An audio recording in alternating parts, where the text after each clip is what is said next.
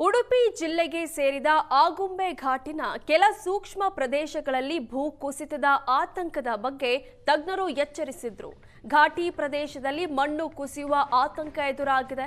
ಈ ಮಧ್ಯೆ ಆಗುಂಬೆ ಉಡುಪಿ ಸಂಪರ್ಕಿಸುವ ಸುರಂಗ ಮಾರ್ಗಕ್ಕೆ ಪ್ರಸ್ತಾವನೆ ಮಾಡಲಾಗಿದೆ. ಈಗಾಗಲೇ ಸುರಂಗ ಮಾರ್ಗ ನಿರ್ಮಾಣದ ಬಗ್ಗೆ ಡಿಪಿಆರ್ ಅನ್ನು ಸಲ್ಲಿಸಲಾಗಿದೆ. ಆದರೆ ಅಭಿವೃದ್ಧಿ ಯೋಜನೆಗೆ ಈ ಪ್ರದೇಶ ಯೋಗ್ಯವಲ್ಲ ಎಂಬ ತಜ್ಞರ ಎಚ್ಚರಿಕೆಯನ್ನ ಗಂಭೀರವಾಗಿ ಪರಿಗಣಿಸಬೇಕಾದ ಅಗತ್ಯವಿದೆ. ಮಳೆಗಾಲ ಅನ್ನುವಂಥದ್ದು ಆಗುಂಬೆ ಘಾಟಿ ಪ್ರದೇಶದಲ್ಲಿ ಕೆಲವೊಂದು ಭಯಾನಕ ಭೂಕುಸಿತಗಳಿಗೆ ಕಾರಣ ಆಗಬಹುದು ಅನ್ನುವಂಥ ಮಾತನ್ನು ತಜ್ಞರು ಅಭಿಪ್ರಾಯಪಟ್ಟಿದ್ದಾರೆ. ಸೊ ಆ ದೃಷ್ಟಿಯಿಂದ ಒಂದು ಕಣ್ಗಾವಲು ಈ ಭಾಗದಲ್ಲಿ ಇದ್ದೇ ಇರುತ್ತೆ. ಈ ಬಾರಿ ಮಳೆಗಾಲ ನಾವು ತೆಗೆದುಕೊಳ್ಳೋದಾದರೆ ಮಳೆಯ ಪ್ರಮಾಣ ಸಾಕಷ್ಟು ಕಡಿಮೆ ಇದೆ. ಆದರೂ ಕೂಡ ಭೂಕುಸಿತದ ಸಾಧ್ಯತೆಗಳನ್ನು ತಳ್ಳಿ ಹಾಕುವ ಹಾಗೆ ಇಲ್ಲ. ಒಂದು ಬಾರಿ ಮಳೆ ಶುರು ಆಯಿತು ಅಂದರೆ ನಿರಂತರವಾದ ಮಳೆ ಬರುತ್ತೆ. ಅದರಲ್ಲೂ ಆಗುಂಬೆ ಘಾಟಿ ಪ್ರದೇಶದಲ್ಲಿ ವಾರಗಟ್ಟಲೆ ಮಳೆ ಬರುವುದನ್ನು ನಾವು ನೋಡಿದ್ದೇವೆ.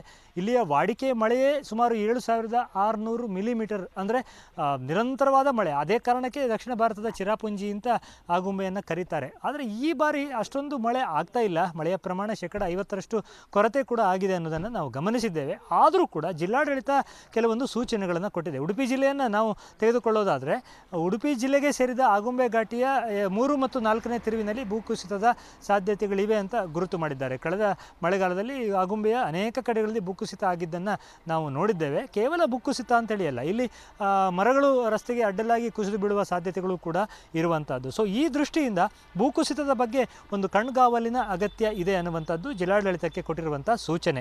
ಈ ಬಾರಿ ಮಳೆಯ ನಿರಂತರತೆ ಇಲ್ಲ, ಆದರೆ ನಿರಂತರವಾಗಿ ಮಳೆ ಬಂದದ್ದೇ ಆದರೆ ಮಣ್ಣು ಸಡಿಲಗೊಳ್ಳುತ್ತೆ. ಸೊ ಅಂಥ ಸಂದರ್ಭದಲ್ಲಿ ಭೂಕುಸಿತ ಮತ್ತು ಪರೋಕ್ಷವಾಗಿ ಮರಗಳು ಕುಸಿದು ಬೀಳುವಂಥ ಸಾಧ್ಯತೆಗಳು ಹೆಚ್ಚು. ಸೊ ಅಂಥ ಸಂದರ್ಭದಲ್ಲಿ ಈ ಮಾರ್ಗವಾಗಿ ಹೋಗುವಂಥ ವಾಹನಗಳ ಸಂಚಾರಕ್ಕೂ ಕೂಡ ಅಡೆತಡೆ ಆಗುತ್ತೆ ಅನ್ನೋದನ್ನು ನಾವು ನೋಡಿದ್ದೇವೆ. ಇಲ್ಲಿ ಆತಂಕ ಪಡುವ ಇನ್ನೊಂದು ವಿಚಾರ ಏನು ಅಂತಂದರೆ, ಭೂಕುಸಿತದ ಸಾಧ್ಯತೆಗಳು ಮುಂದಿನ ದಿನಗಳಲ್ಲಿ ಹೆಚ್ಚಾಗಬಹುದು ಅನ್ನುವಂಥದ್ದೇ ಮುಖ್ಯವಾದ ಆತಂಕ. ಯಾಕಂದರೆ ಇಲ್ಲೊಂದು ಸುರಂಗ ಆಗಬೇಕು, 2 ಜಿಲ್ಲೆಯನ್ನು ಕೇವಲ 12 ಕಿಲೋಮೀಟರ್ ವ್ಯಾಪ್ತಿಯ ಒಳಗೆ ತರಬೇಕು ಅನ್ನುವ ಒಂದು DPR ಈಗಾಗಲೇ ಆಗ್ತಾ ಇದೆ. ಸುಮಾರು 3,500 ಕೋಟಿ ಮೊತ್ತದ ಇದೊಂದು ಪ್ರಾಜೆಕ್ಟ್ ಇದು. ಸೊ ಅಂಥ ಸಂದರ್ಭದಲ್ಲಿ ಭವಿಷ್ಯದಲ್ಲಿ ಇಲ್ಲೊಂದು ಸುರಂಗ ಮಾರ್ಗವೇ ಆಯಿತು ಅಂತೇಳಿ ಆದರೆ ಭೂಕುಸಿತ ಬಿಡಿ, ಘಾಟಿಯೇ ಕುಸಿದು ಬೀಳುವಂಥ ಅಪಾಯ ಇದೆ. ಸೊ ಆ ದೃಷ್ಟಿಯಿಂದ ಈಗಲೂ ಅಪಾಯ ಇದೆ, ಮುಂದೆ ಅಪಾಯದ ಸಾಧ್ಯತೆಗಳು ಹೆಚ್ಚಿವೆ.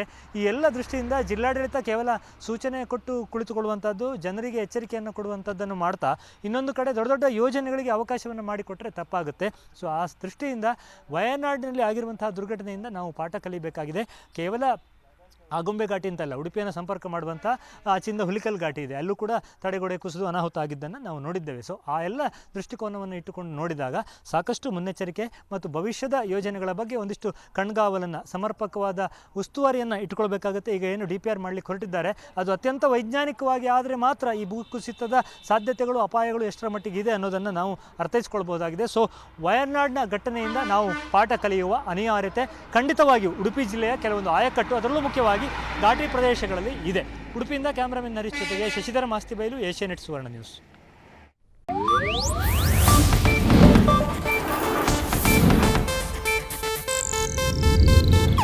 ಇದು ಏಷ್ಯಾನೆಟ್ ನ್ಯೂಸ್ ನೆಟ್ವರ್ಕ್ ಪ್ರಸ್ತುತಿ.